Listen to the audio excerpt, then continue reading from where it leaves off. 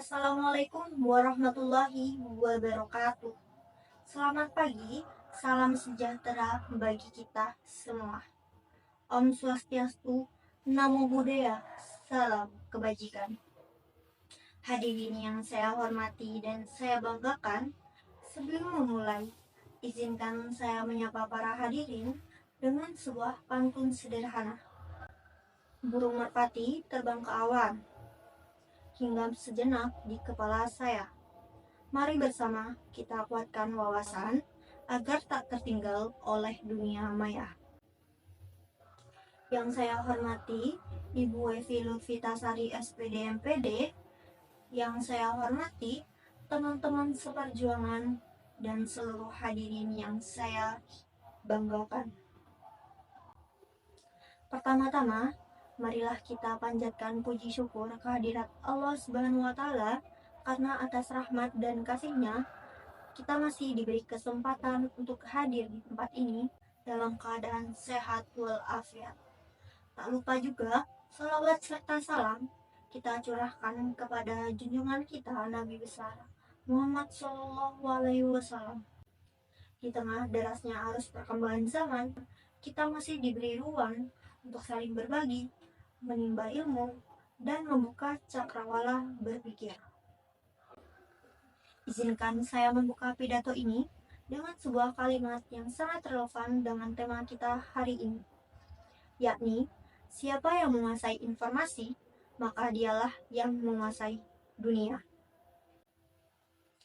Dalam konteks abad ke-21, teknologi digital adalah jantung dari peradaban baru. Teknologi bukan hanya alat bantu, melainkan telah menjadi sistem yang mengatur cara manusia berpikir, bekerja, belajar, bahkan bersosialisasi. Mari kita buka hati dan pikiran, karena hari ini saya ingin mengajak seluruh hadirin untuk bersama-sama menghadapi tantangan era digital dengan bijak dan cerdas. Hadirin yang saya hormati, tidak bisa kita pungkiri bahwa dalam 2 dekade terakhir, dunia telah mengalami lonjakan teknologi yang sangat besar. Teknologi kini bukan lagi milik segelintir kalangan, ia telah merasuk ke dalam sendi-sendi kehidupan, baik dari rumah, sekolah, pasar, bahkan hingga ke pelosok desa.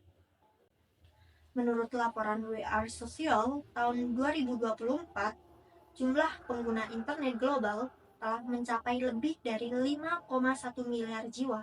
Sementara di Indonesia sendiri, lebih dari 270 juta orang telah terhubung ke dunia digital, bahkan sejak usia sangat dini. Ini adalah angka yang mengagumkan sekaligus mengkhawatirkan.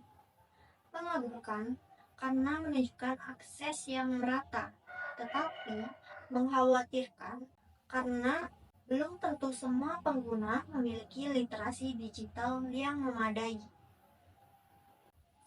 Di dunia pendidikan, teknologi telah membawa perubahan yang sangat besar. Saat pandemi COVID-19 melanda, sistem pendidikan global lumpuh. Namun, berkat teknologi, pembelajaran tidak sepenuhnya terhenti. Melalui platform seperti Google Classroom, Zoom, Microsoft Teams, kita tetap bisa belajar dari rumah.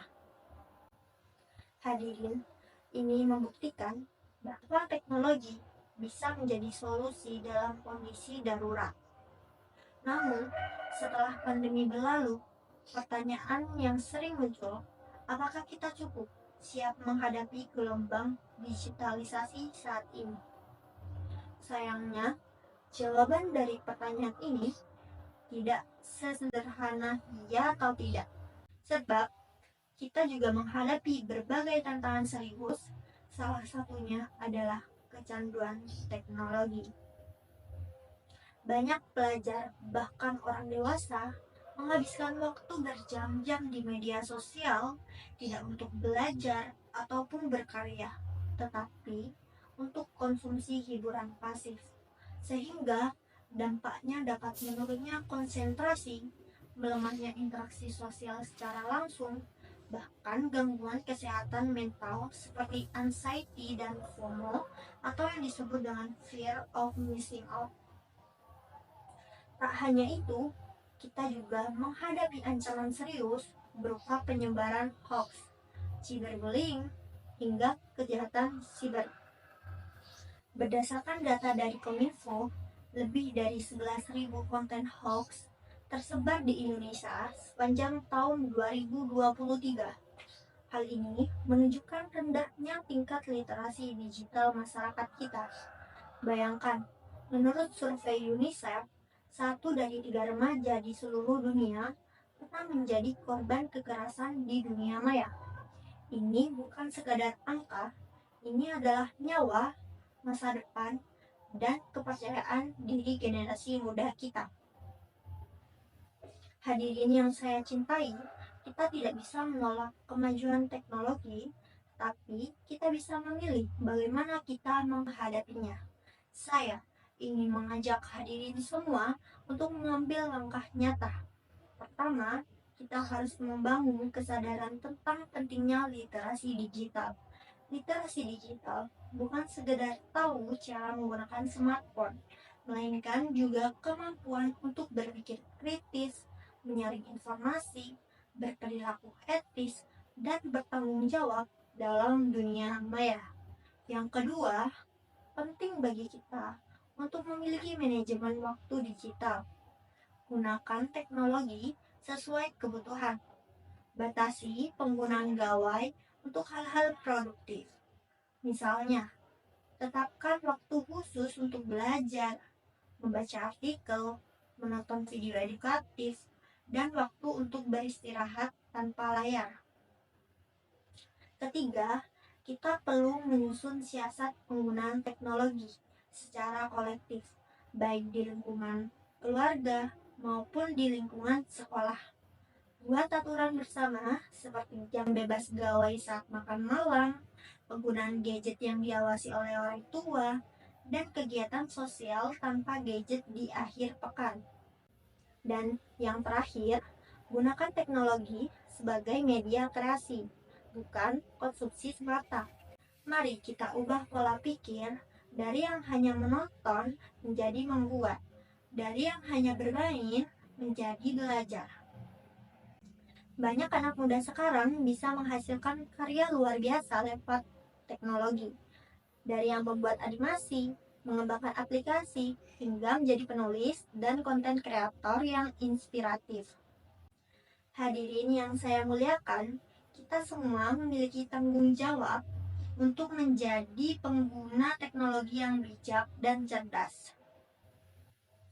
Jangan biarkan kita menjadi korban kemajuan. Mari kita jadi pelaku yang mampu menciptakan nilai dari teknologi yang ada. Karena teknologi hanyalah alat, kitalah yang menentukan arahnya. Ingat, masa depan adalah milik mereka yang berani bermimpi dan berinovasi. Mari kita jadikan teknologi sebagai sahabat, bukan musuh. Setiap perubahan besar selalu diawali dengan langkah kecil. Mulailah dari diri sendiri dan jadilah inspirasi bagi sekitarmu. Sebelum saya menutup pidato ini, izinkan saya mengajak kita semua merenungkan sebuah pepatah yang sangat relevan dengan semangat kita hari ini. Di mana ada kemauan, di situ ada jalan. Pepatah ini mengingatkan kita bahwa segala tantangan, termasuk tantangan di era digital, bisa kita hadapi asalkan kita memiliki kemampuan dan tekad yang kuat. Teknologi bukanlah takdir, melainkan pilihan. Dan pilihan terbaik adalah ketika kita memanfaatkannya untuk menebar manfaat, bukan mudarat. Hadirin yang saya banggakan, demikianlah pidato yang dapat saya sampaikan.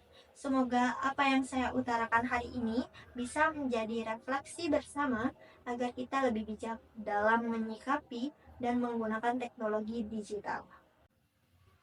Jika ada tutur kata yang kurang berkenan, saya mohon maaf sebesar-besarnya. Terima kasih atas perhatian dan waktunya. Assalamualaikum warahmatullahi wabarakatuh. Salam sejahtera bagi kita semua. Tetap semangat, tetap cerdas, dan jadilah pelaku perubahan di era digital ini.